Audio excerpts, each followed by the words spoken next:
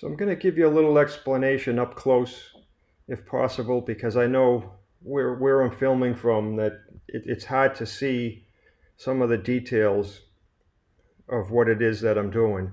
But I'm going to use Station 4 as an example of how I'm going to use my patterns here to get my shape on the plywood for that station. So what I would do first, I'll use Station 4 as an example. You can see right here where it's marked for the shear at Station 4. Also at the center line, I have another mark right here. That 4 is upside down because I drew it on the opposite side of the mylar. But that mark right there at the center line where the height of the shear is, those will get lined up with the edge of the plywood. This edge right here for the shear, I would be putting it in the corner of the plywood so that I'll cut out as little out of the plywood as possible and try to get more than just one station mold from one sheet of plywood. The first line that I'm going to do will be the setup level line. I put this in because that line, I drew it in, I picked where it went, it's not on the design. That's just a line that I put in, and it goes through all my station molds for 1 through 8. And when I set this up, I'll start at Station 8. I'm going to use a laser level that has a horizontal and a vertical line. This line, when it's drawn on the station mold, will line up with the horizontal laser line. When I set up Station 7, I will line that up also with the setup level line with the horizontal line on the level. And what that does is it lines up all my station molds so that they're in the exact position in relation to each other where they're supposed to be. I'm also going to use the center line here to line up the molds on center to each other. I put a hole in the pattern here that's at the setup level line and on the center line. When I get these marks lined up on the edge of the plywood where I want it, I'll put a nail in here first, then I'll put another one somewhere out. I put a hole in it here, so I'll probably use that for most of them. Once the nails are in those spots, I will then come down, using Station 4 as an example again. You can see the hole right here. That's where Station 4 is, at the keel, right in the center. I'll put a nail there, and I'll come out. Station 4 again, put a nail at the chine. That now defines the shape of station mold number 4, but only half of it. What I'm going to do now is I'll pull out all those nails that I put in. I'll take the pattern, I'm going to flip it over 180 degrees. Then what I'll do is I'll find the hole that I made for the center line and the setup line. I'm going to stick a nail through the pattern, and I'm going to put it in the hole that I made when doing the first side, the first half. I'll come down to Station 4. I'll come down on Station 4 to the center line, and I'll put the nail in there in that hole that I made. Then I can go back out to the chine for the second half, put a nail in there, and then I'll mark the shear where that lines up. It's going to be hard to put a nail in because it's technically right on the edge of the plywood. So sometimes what I might do is I take the nail and I'll just put it through in an angle just to make a little mark, or I can use a fine point marker.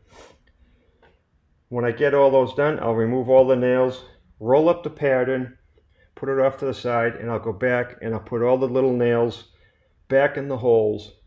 Then I'll use the ruler to connect with a fine tip marker between the nails, and that will give me the shape of the station mold that I'm working on. After that, I'll pull the nails out and I will go in 1.5 inches from this line, and I'll do it down right before the chine somewhere. Another one from here up 1.5 inches, and another one from right here from the bottom near the center line up to here 1.5 inches. And I'll do that all around the perimeter of the station mold, and what that's doing is I can clamp my ruler down on the plywood on those marks, and it gives me the offset that I need to be able to run the saw blade right down the line for my station mold. So enough of the talking. I wanted to show it up close what I was talking about because it's difficult to see, but let's get to making some station molds. So I thought station 2 would be a good opportunity to show you this in real time, not fast forward or any other way. The reason station 2 is because if you can see the line here, it's a lot easier to see on the camera as I'm doing it because there's no other lines that are crossing over it, so it won't look too confusing on the video. But as I mentioned earlier, what I'm going to do is I line up this corner of the shear for station 2 right on the corner of the plywood. Then I move over to the center line. I have it drawn right here, my mark for station 2. Just go back and forth and check to make sure that you're both on it. Now what I've been doing is I use this intersection right here of the center line and the setup level line. I put my nail in there. I'll come over to this outside here, and I'm going to put a nail right through the setup line out here. I'll go back to my center line.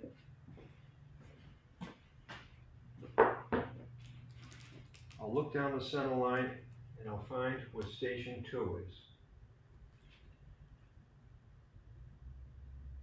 I'll find the little hole that we put in it while I was making the patterns.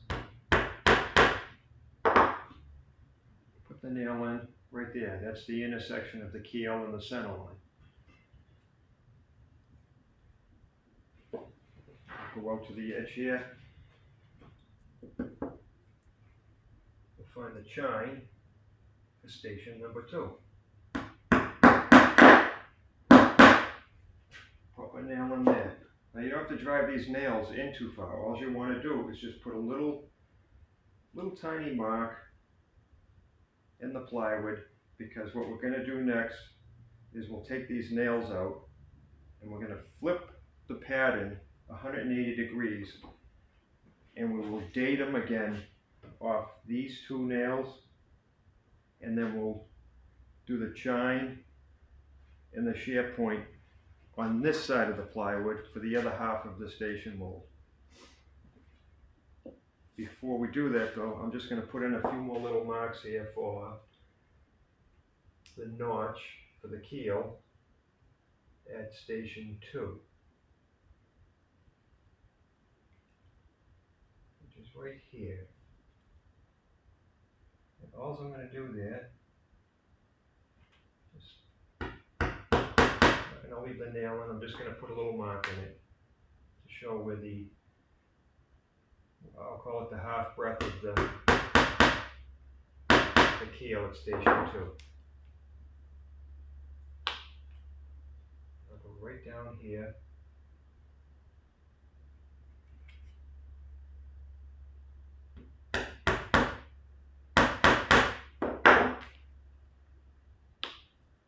There.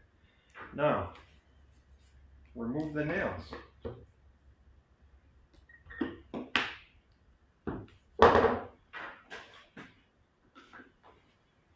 What I'll do also is I'm going to circle it, just so I don't get confused on which hole I'm using.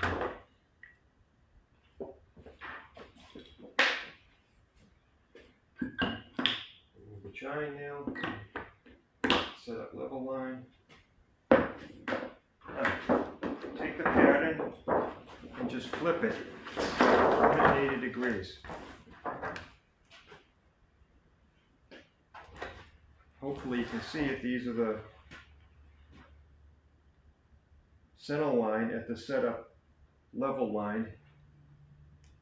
That's the center line of station 2 with the keel. Bring the pattern over. Actually stick the nail through the hole. Line it up, give it a little tap just to get it secure. Do the same thing down here at the chine.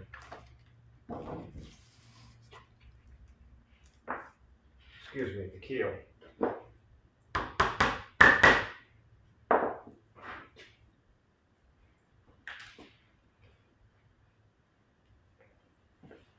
We'll go to the edge.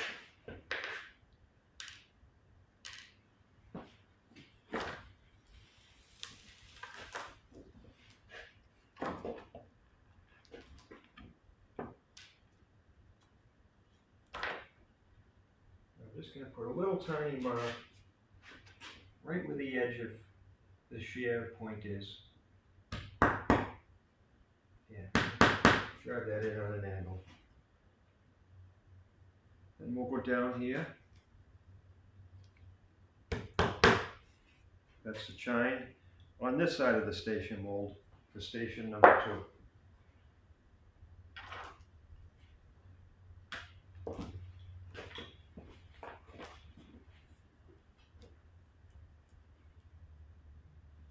This is the half breadth width from the center line over for my keel notch. Station number 2. I'm just going to pop a hole in there. Poke another little hole right here. That's at the bottom.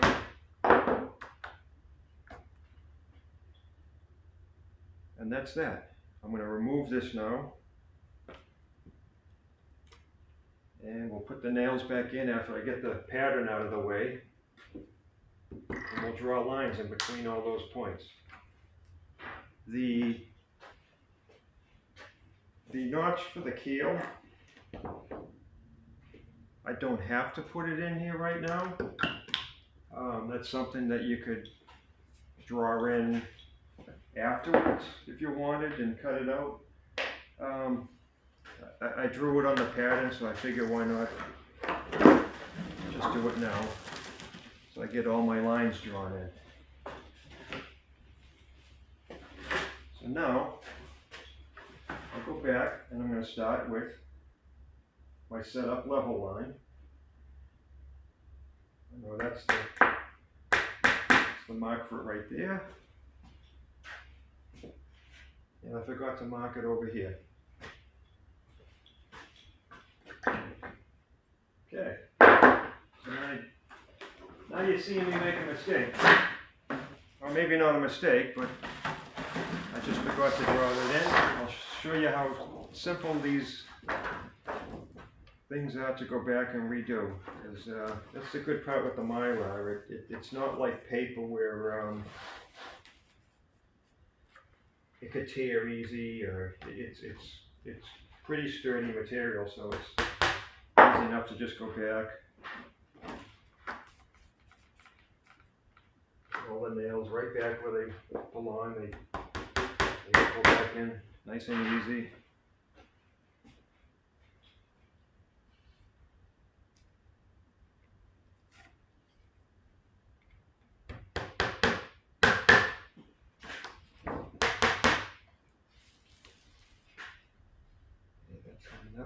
Okay, so there's the hole in my setup level line, right here. There we go.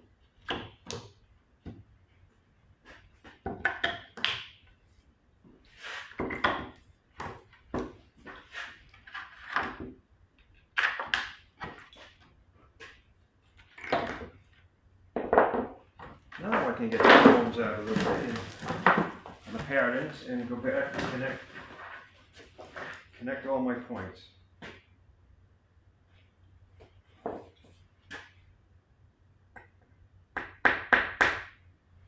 Okay, there we go. Set up level. Use the long ruler so I can span across the whole thing in one shot.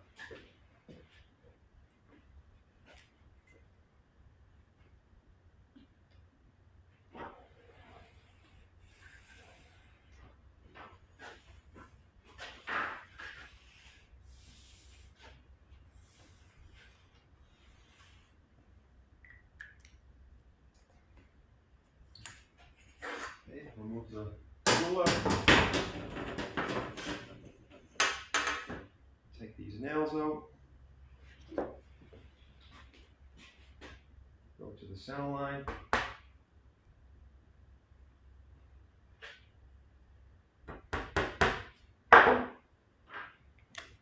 Don't forget to mark this. This is set up level line. Station 2.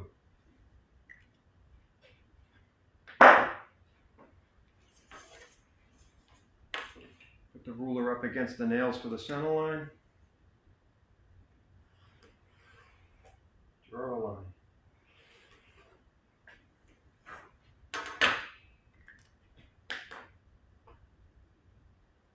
Take this one out.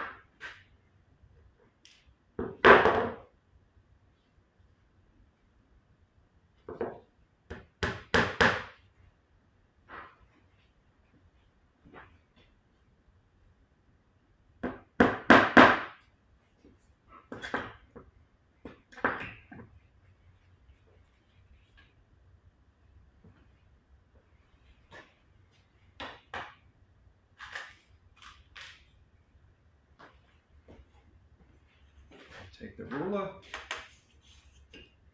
hold it against the nails, draw the line from the keel to the chine.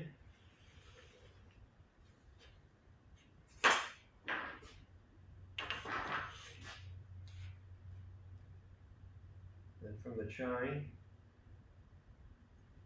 up to the shear.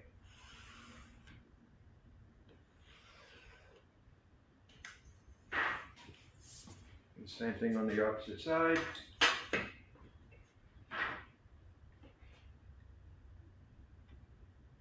the keel to the chine, and then from the chine up to the shear, which is right on the corner of the plywood.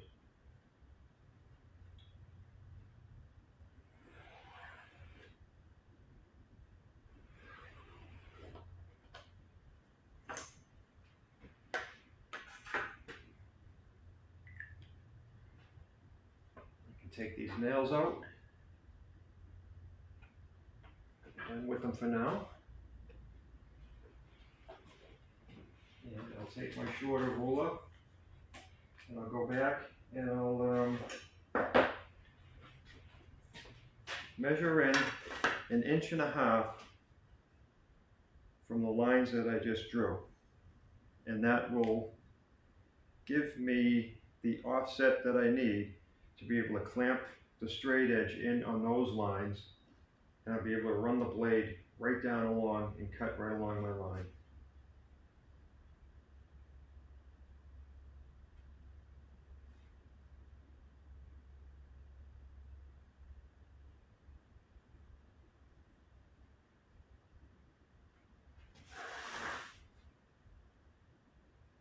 Take your time, be as accurate as you can.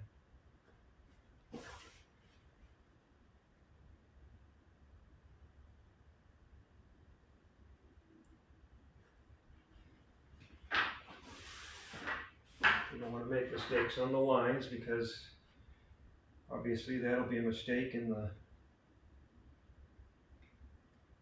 finished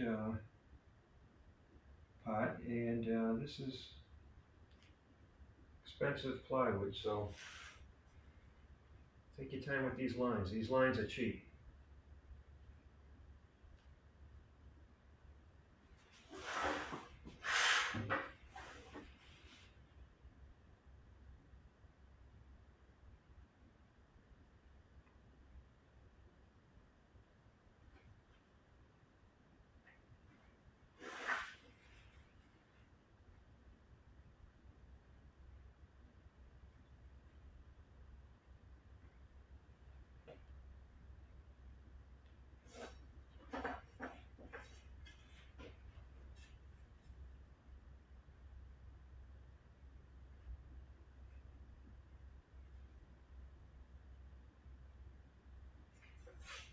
Okay, now let's get to cutting. But first, some blocks under the wood here. We don't want to do that. I want to cut through into another sheet of plywood.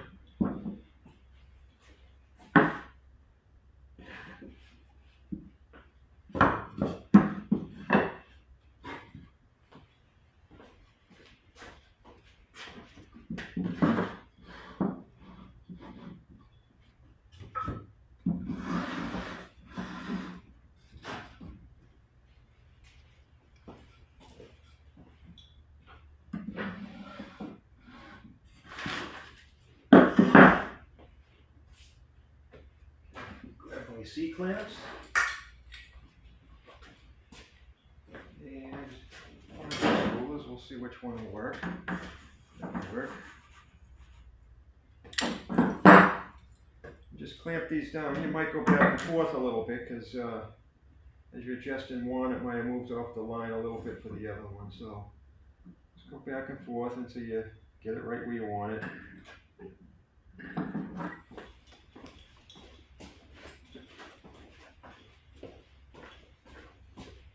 I'm noticing that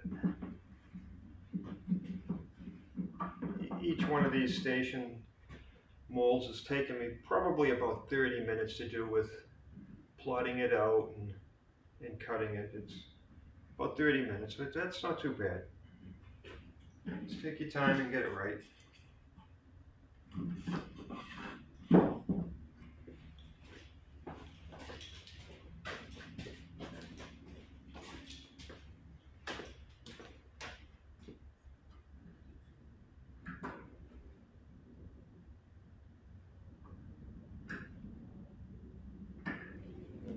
See, obviously on this sheet I'll be able to get quite a bit out of it. I'll be able to probably get the forward transom and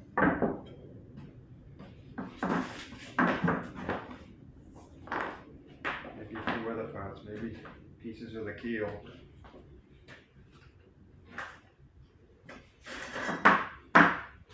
And I'm using, this is a 60 tooth blade, and it seems to be cutting pretty good for this plywood.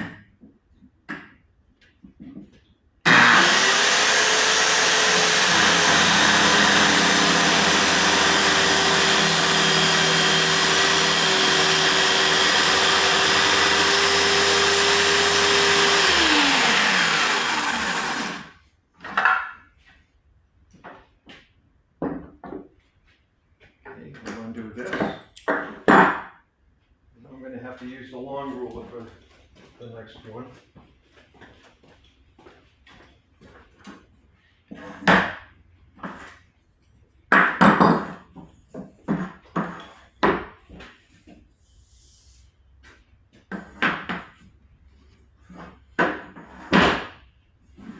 There's a good chance this one might not even be long enough quite, but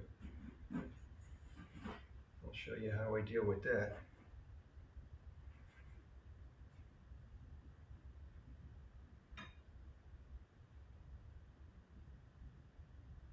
I think what I'll do is I'll clamp it on the far end up that way.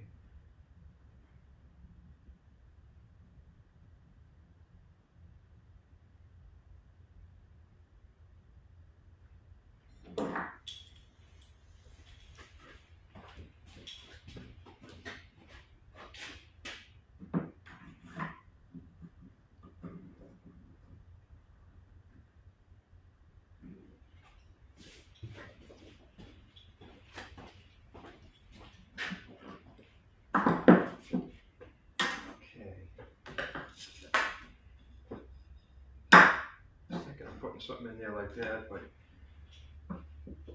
sometimes what I do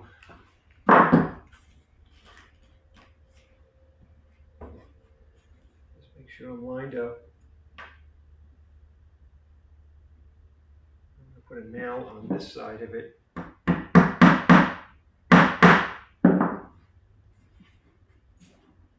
So I can't move that away. And what I might do, come out here a little ways and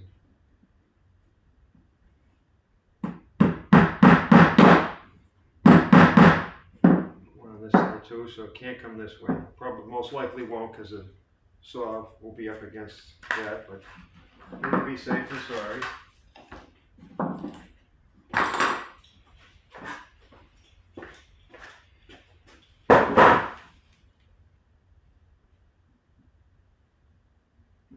Climb up here. Just want to make sure I got enough. Put another one over here just so I don't bind anything up.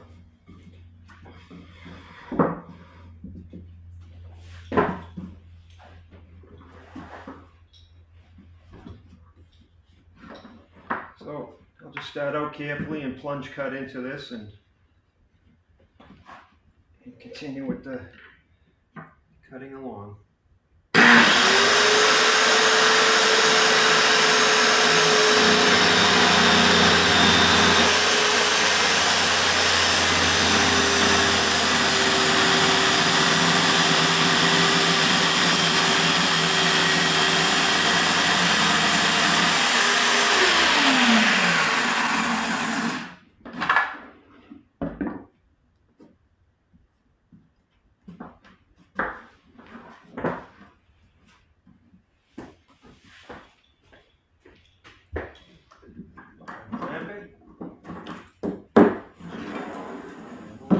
Side.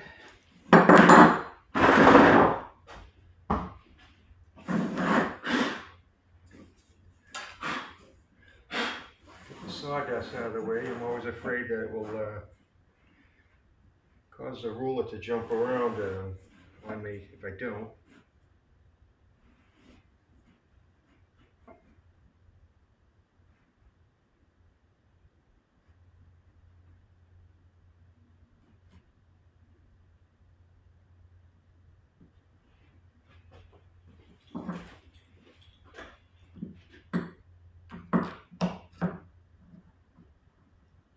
Clamp the ruler on the far end here. I'm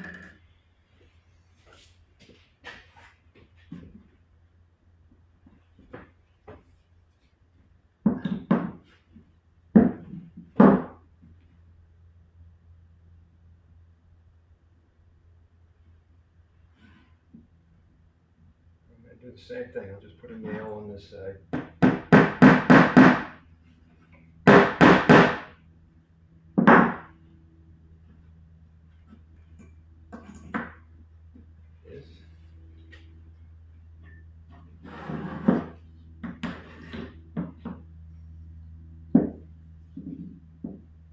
Going to move this nail a little bit just to snug it up.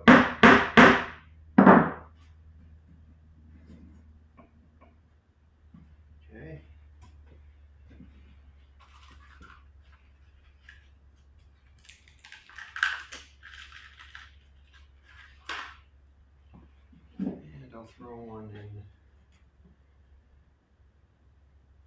It's right here. Just to help to hold the ruler from coming this way.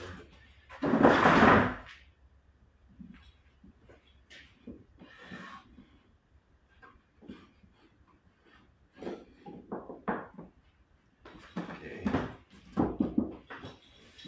Line back up. Plunge cut. Cut along the line.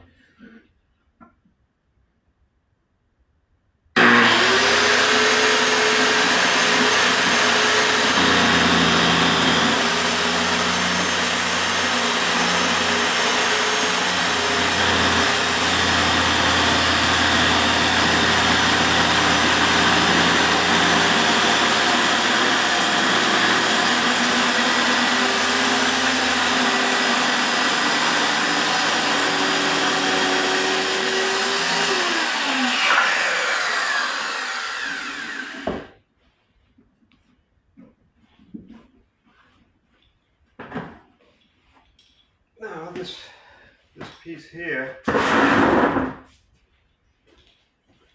should be able to come out of there.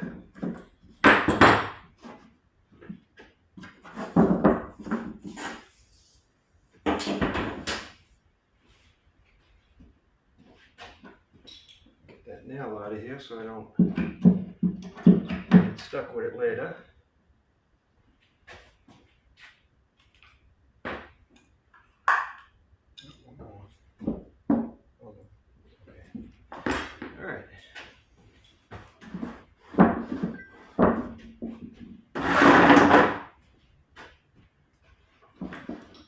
Okay, I'll move this off to the side.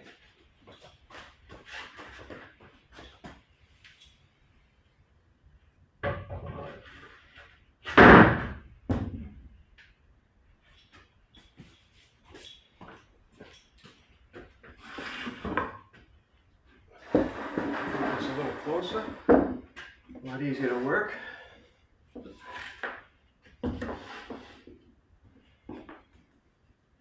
Take this nail out now. And one last line to cut.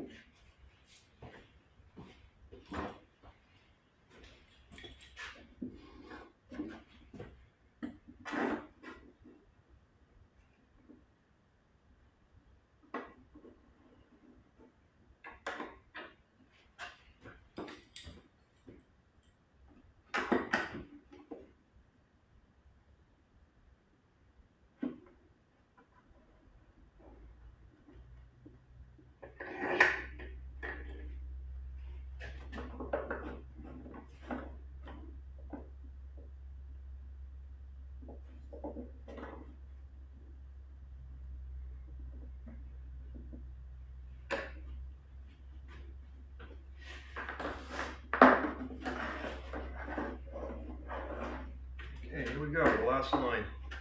Station 2.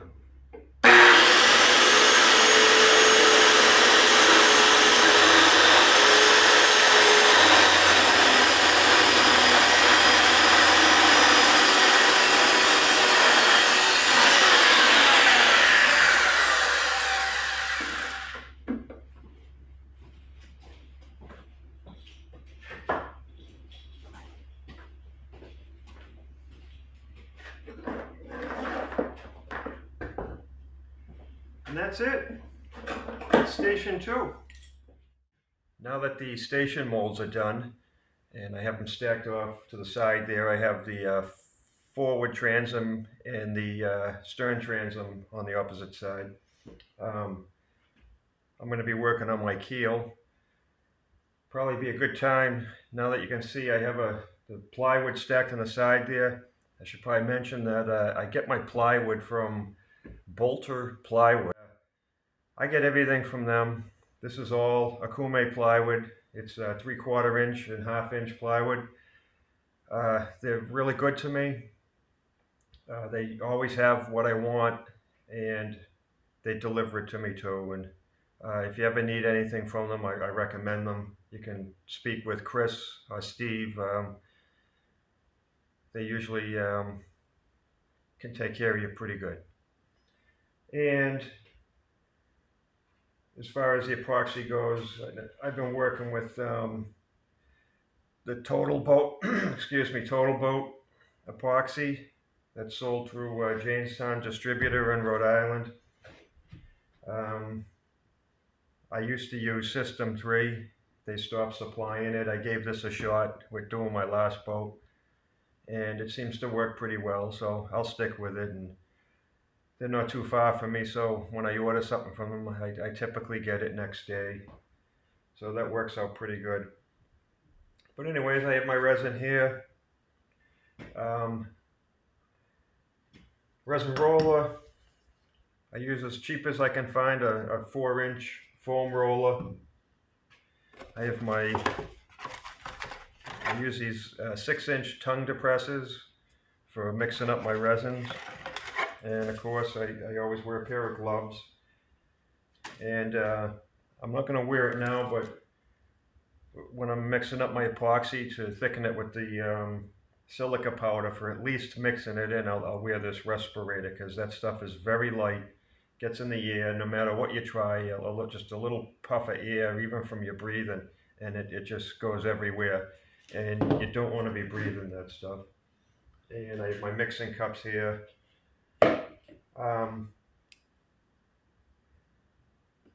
I cut up the remaining sections of the plywood that I had from making my station molds. I didn't use up all my plywood. This is just remainders of the plywood that I didn't use that were cut out from the station molds. So there's not a whole lot of waste so far.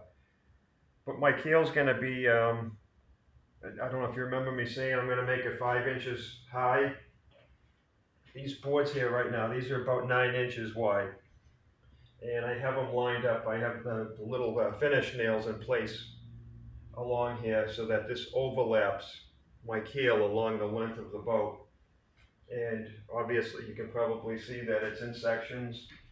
I have all the sections are overlapping. But what I'm going to do right now is I'm going to put a coating of epoxy over the whole thing. I'm going to let it set up and soak in for a little while, and then I'll come back later and I'll laminate this. And over to the left side here, you might see I have some 6x8 by 16 concrete blocks that essentially I'm going to use not as a block but as a clamp. And it works out pretty well for me. They're nice and flat. I won't drop them on there. I don't want to dent up my wood. I'll just place them on easy, and actually before I even do that, I'll put a couple of these finish nails. I'll pop them through just to hold it in place so it doesn't slide around on the epoxy. But for now, I'm going to mix up. I'm going to try. It's always a bit of guesswork here, but I'll mix up maybe 12 inches of epoxy, and I'll get these coated.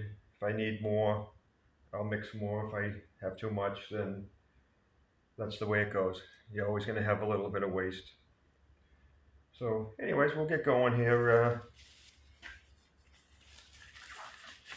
Get my gloves here on. I had pumps for these, but they seem to have kind of stiffened up a little.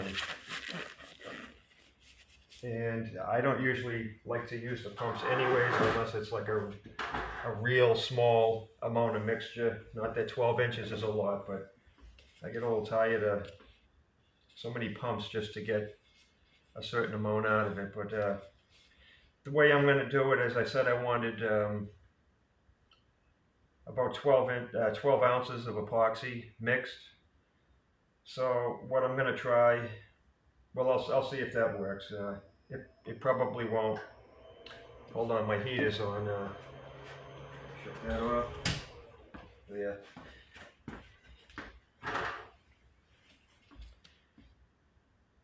The way I like to mix it is I'm going to put the hardener in first.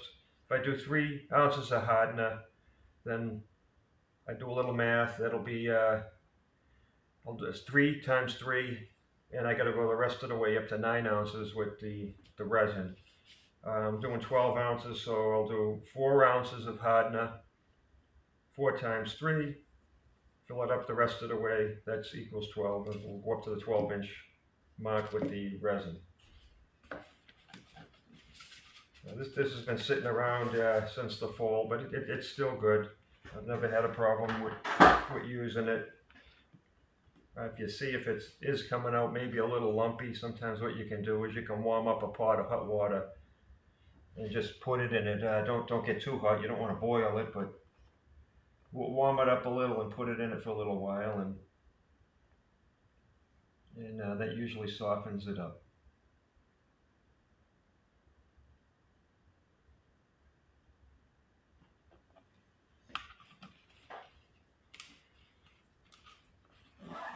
So you have 4 ounces of the slow hardener.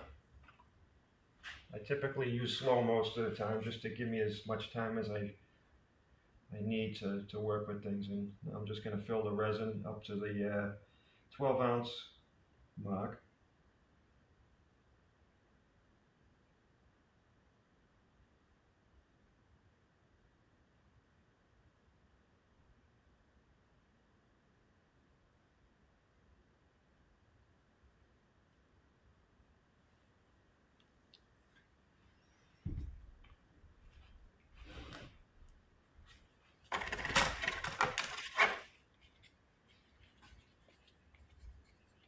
I use the tongue depressor, and there's no such thing as mixing a 2-part epoxy too much. You have to make sure that this stuff is fully mixed or it's just not going to work right. I always like to go around, scrape the sides, take the stick down, put it in the lower corners, and make sure you're scraping the bottom, and scrape the bottom all around the whole thing.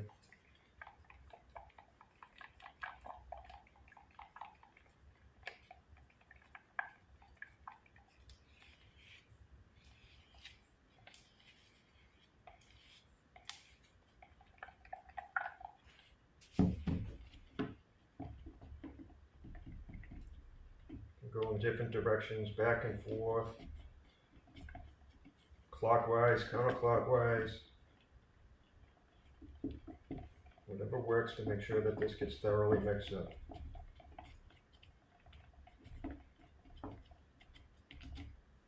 And this is the high performance epoxy, so it's a 2-to-1 ratio.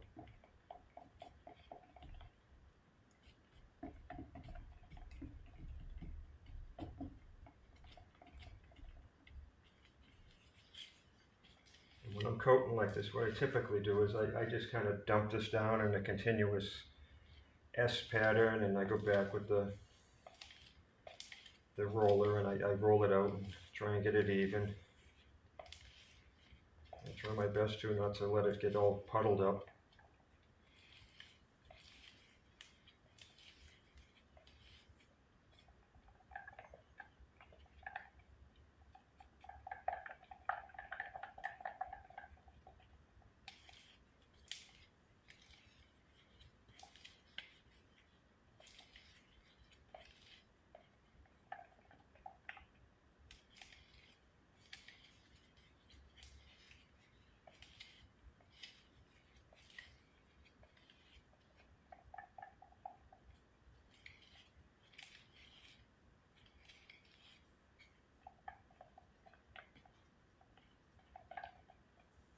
Alright, I think that's pretty good. So hopefully you can hear me. I have a external microphone for my camera, but it doesn't seem to be either charged up or it's not working right. But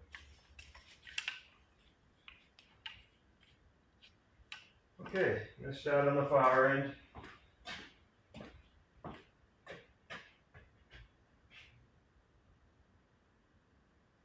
Just dump this down as continuous S's, or snake, whatever you want to call it.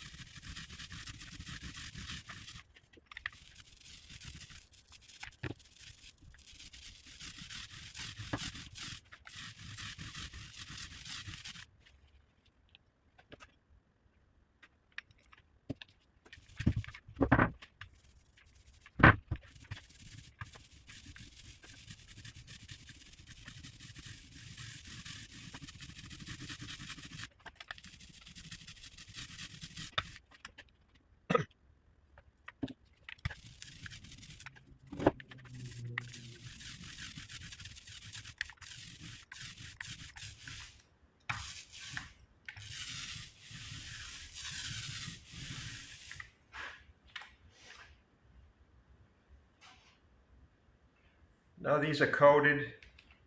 Just go back, maybe check it out. It might be sucking it in a little bit more in some spots than the others. You can apply a little more. One thing you might want to keep doing too is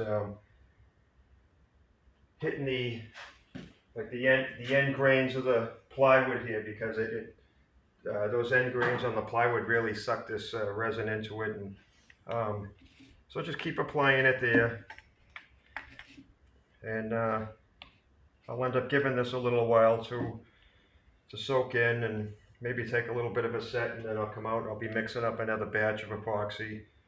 I'll probably have to do it in several batches with thickening it up with the silica powder and applying it with a notched trowel, and then we'll put this together and laminate it and let it set up for a day or two, and then I'll end up cutting it down to size.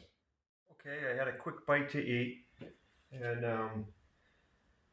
this has had enough time for the epoxy to start saturating into the wood. It's nowhere near being dry right now, but that's what I want, so I can mix up another batch with the silica thickener in it, and I'll put it on there while this is still wet, so I'll get a good chemical bond, and I'll show you how I do that. I'll put this cup off to the side. I don't throw these out. Sometimes I can break those out of there and reuse that cup. I don't reuse the sticks. It's kind of useless. I have about 1,000 of them here, so they're not very expensive. So I think I'm going to mix up another 12 ounces again, and it'll actually expand quite a bit more once I add the silica thickener, and sometimes I like to add in just a little bit of wood flour with it, mostly for me, just to change the color a little bit. I'll put in 4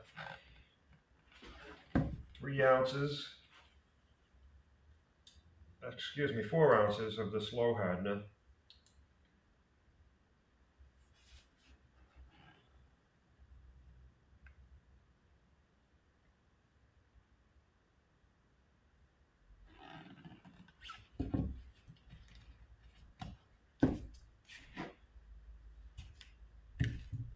And 8 ounces of the resin. That'll bring it up to 12 ounces.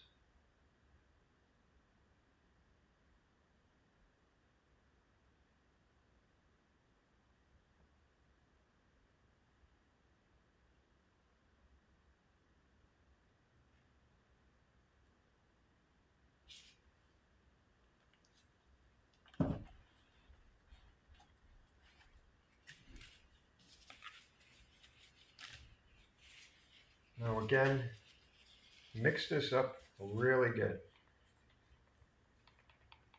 And you have to mix it up first before you can add your thickeners.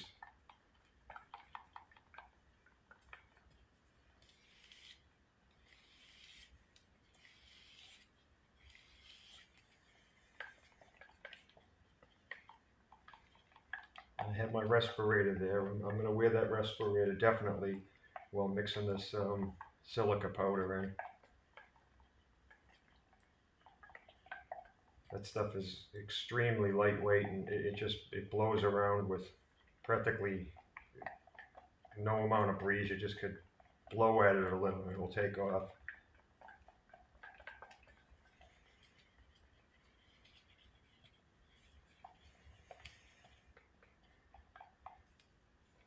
Now, even though this is slow hardener, also, once you mix in the thickeners, it tends to set up a little quicker than usual than if you just left it unthinned. So the best thing to do is, once you get it thickened up,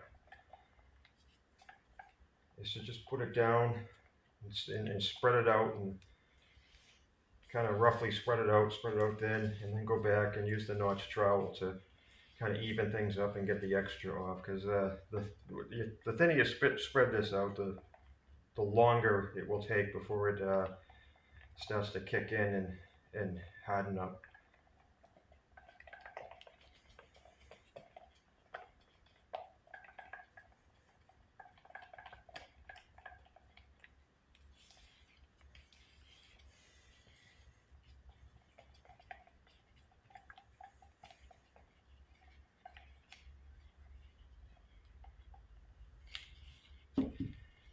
that should be good. Make sure I don't have any junk on my hands here.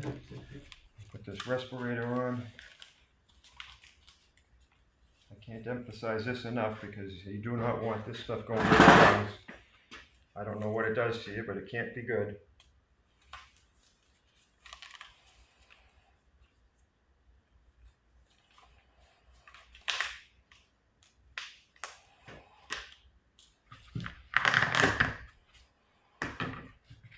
See it already blowing around. And I like to start out with just a little bit first because it's a little bit of a pain in the neck to get this to start to mix in because it's just so light. I don't know if you can see it in there. You can probably certainly see it blowing around maybe.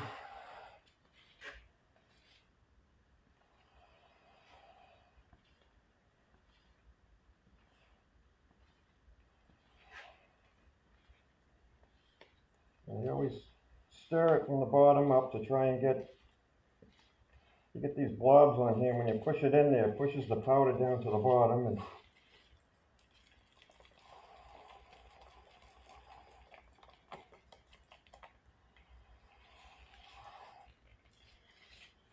And in my opinion, it actually takes quite a bit of this stuff to thicken it. You know, it looked like it was hard to stop mixing. You think, oh, I put too much in, and you actually don't. I mean, look at how runny that is.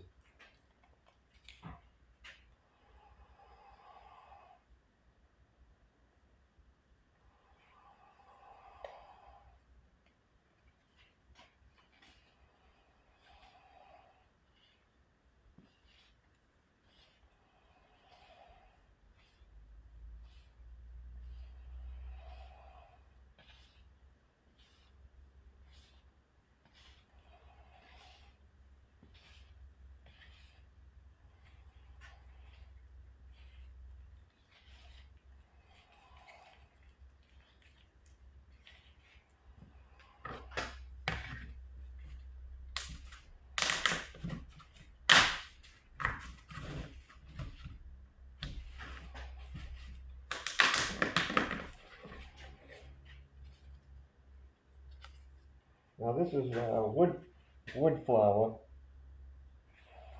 and it's a very finely ground up sawdust.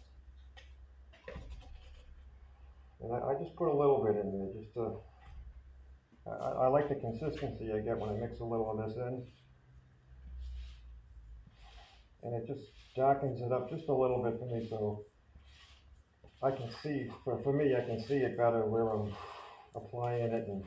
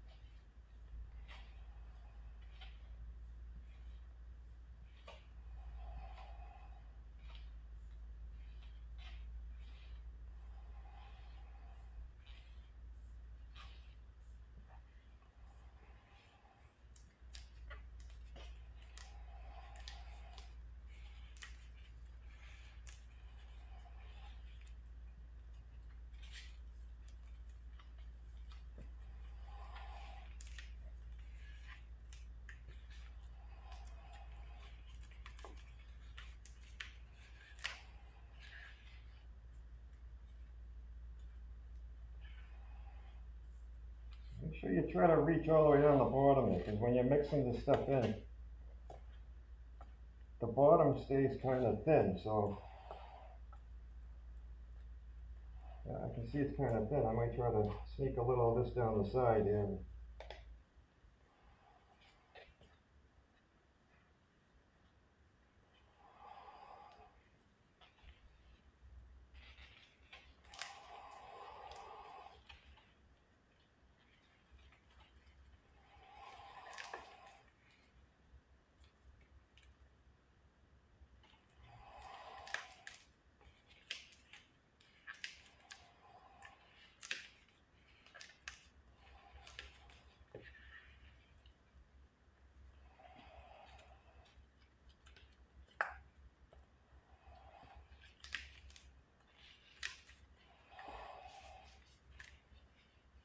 If there's one thing in boat building I don't like, it's this.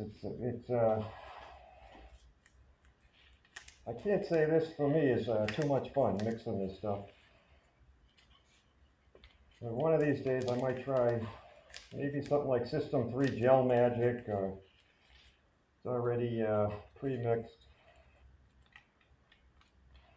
But you pay a price for the convenience. Okay, that's about the consistency I want.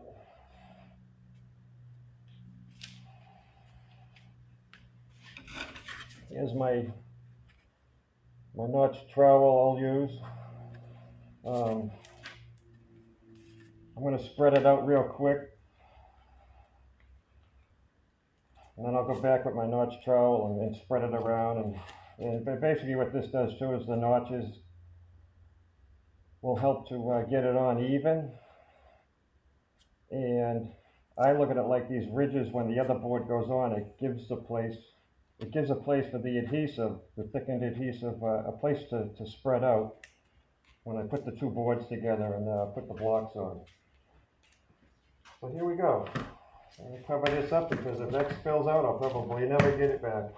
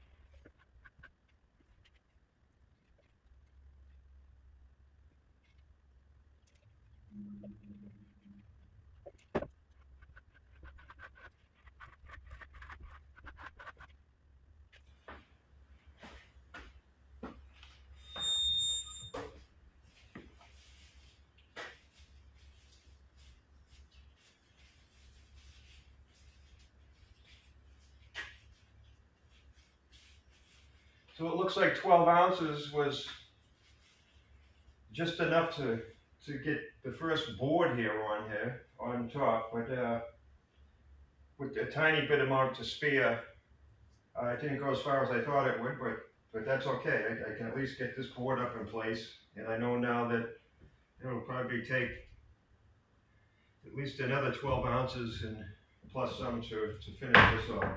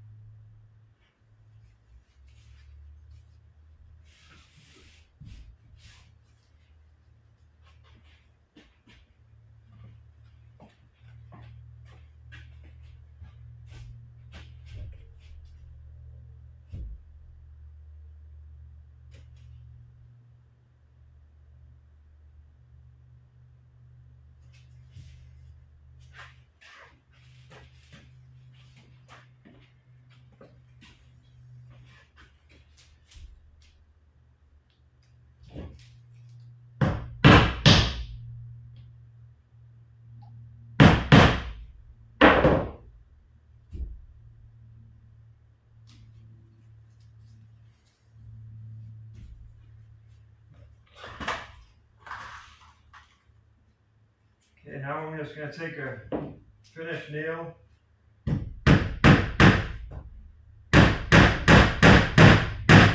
Don't Don't drive it all the way in so you can get it out when you have to.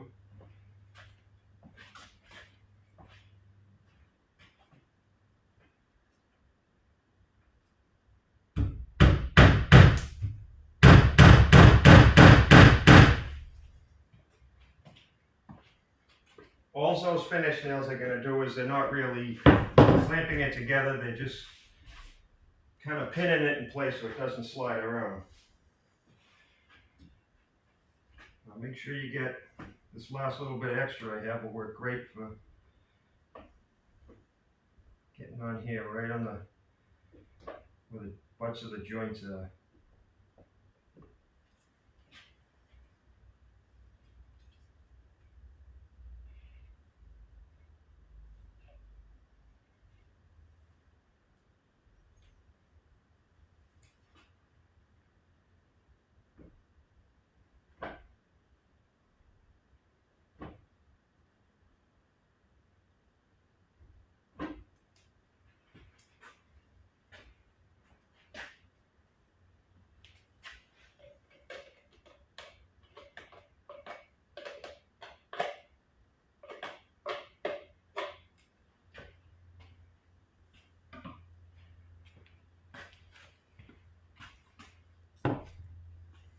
Okay, time to mix up. I think I'll go a little more than 12 this time, and that might get me the rest of this. Maybe I'll try 18.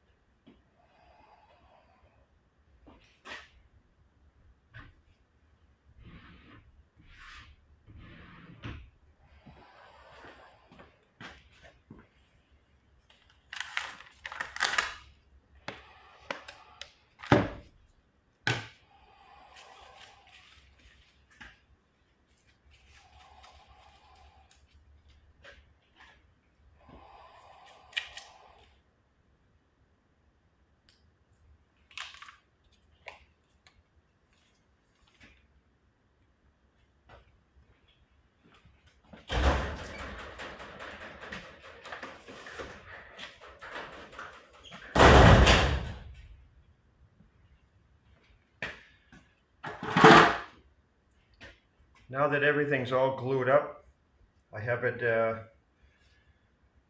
finish nails are in it. All they're doing is pinning it in place so the two boards don't slide against each other. I have the finish nails along the edges to hold it in place.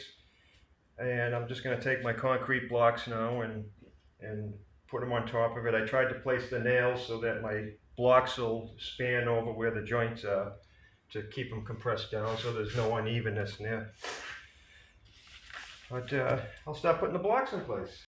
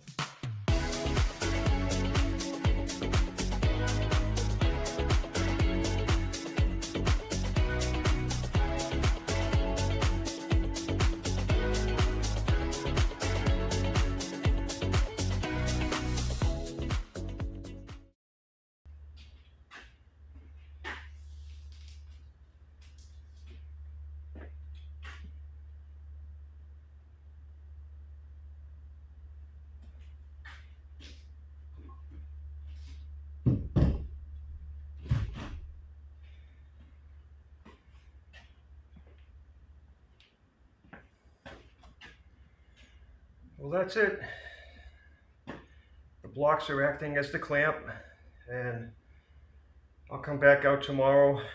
It'll be set up good enough by then to line it off and cut it down to size. You may have noticed that I wasn't exactly loading up the thickened epoxy all the way out to the edges. Reason being, I didn't feel like wasting the epoxy. This is way thicker, taller, whichever way you want to look at it, then it has to be. So I have plenty of room to cut this down on both sides, and the front and the back also. So it was unnecessary to really put that glue out as close to the edge as I did, but you want to make sure too that you're not starving it of glue either. But anyways, we'll be back again tomorrow and we'll cut this down to size. I'll see you then.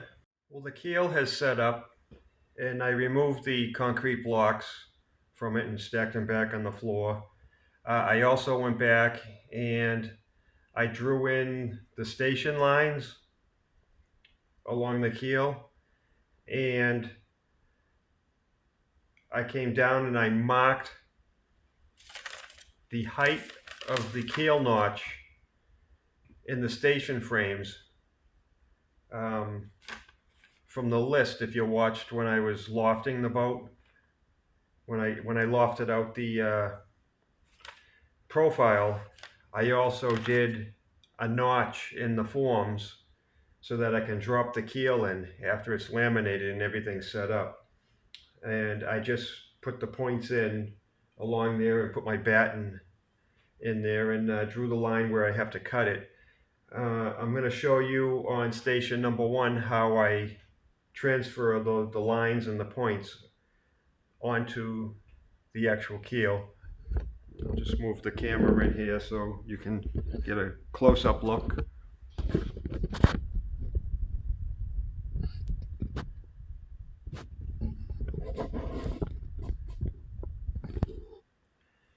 Okay, so I took a couple of squares, and what I did at each station, I placed this one right on my station line for number 1 there. I placed this one right here. Then I took my ruler, put it up against the 2 squares, and I drew in my station line, just like that. Now, put that one off to the side. When I did that at each station, I came back and put this one up here, right against the baseline. Then I took my list here that says baseline to top of keel notch. That would be the keel notch in the station molds. And station 1, I put it up against I put right on my station line, and I just bumped it right up against the square against the baseline, and I just measured down the distance. This one happens to be 14 and 11/16 inches. I came down and I put the mark on the station line for station 1. Did that all the way down to the stern, marked everything. I put my nails in, sprung the batten around it, and drew in my line. The next thing I'll have to do is get this set up out here. I'm going to flip it around and I'll just clamp it down, and I'm going to cut along that line real easy with my circular saw. And then I'll have to put it back up here. Either that, or I can just measure down the distance that I know for the bottom of the keel.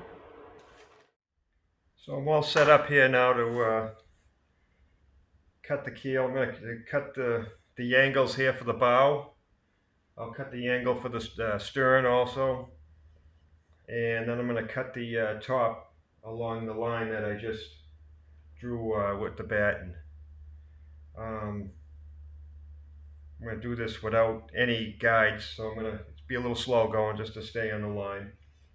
And I don't think that's a sharp enough curve that I don't anticipate it causing any problems with the blade binding up, but we'll see how it goes.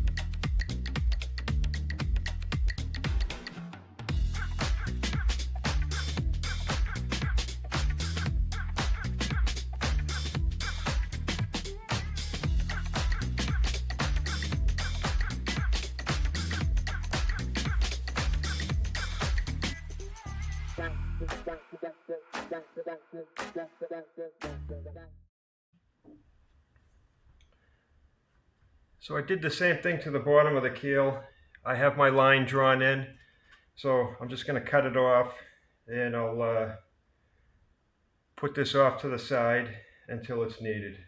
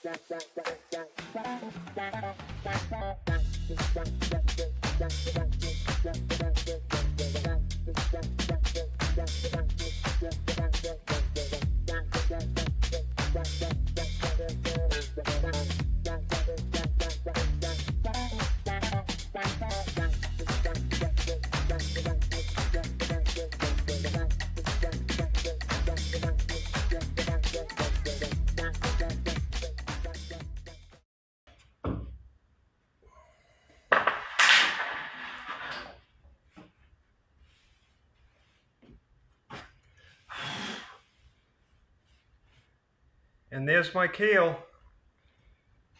I think I'm going to hang it up from some chain falls from the ceiling to get it out of the way until I need to use it.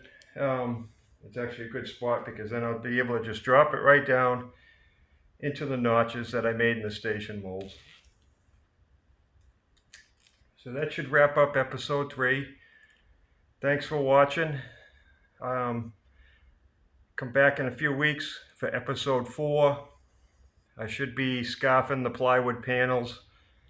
All this stuff I have to do ahead of time because, as you can probably see, there's not a whole lot of room in this shop once I set up the station molds, and especially for scarfing plywood, I need a pretty good amount of room, and it'd be a lot easier to do it on the lofting table as opposed to the floor. So I'll make use of the lofting table before I go and take the boards off to use it as my strong back for building on. So I'll see you at episode 4.